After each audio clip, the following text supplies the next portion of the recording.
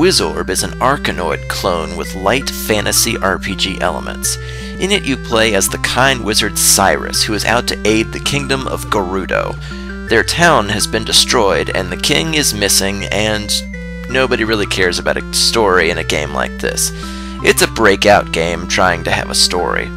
The village of Terret, where you stay, is a wreck. You can give each villager gold to rebuild their home or business, which is pretty neat.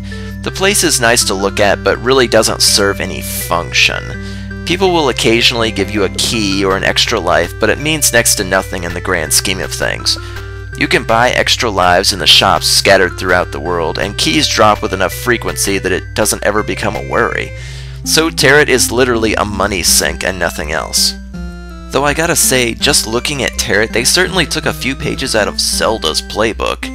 From the pixel art to the basic plotline, I found myself collecting the pieces of a magic amulet, saving elemental sages, and even fighting a demon king at the end.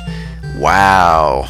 Copy and paste much? You and every other RPG ever. But like I said, no one is playing this game for the story.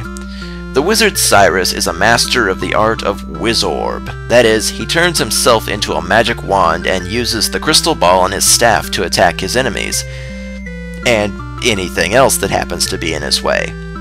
Each world, and there are 5 of them, is composed of 12 levels. In them you bounce the crystal ball back and forth until all the blocks and enemies are gone.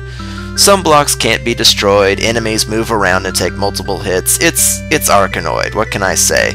There's really nothing new here in terms of regular gameplay. Cyrus can use his magic to help a little bit, such as throwing fireballs and sending a breeze to influence the ball's direction. But he runs out of mana so fast, there's really not much that you can really do. Blocks drop mana potions occasionally, but Cyrus's spells are so underwhelming I didn't often find myself using them. I guess if you specialize in the mystical art of Wizorb, your other spells just suck.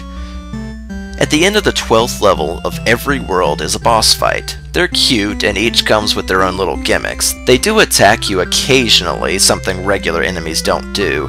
None of them are any challenge. Wizorb's main strength, ironically, is having things to do once the campaign is over. You can rescue 4 elemental sages to power the amulet you collected in the campaign.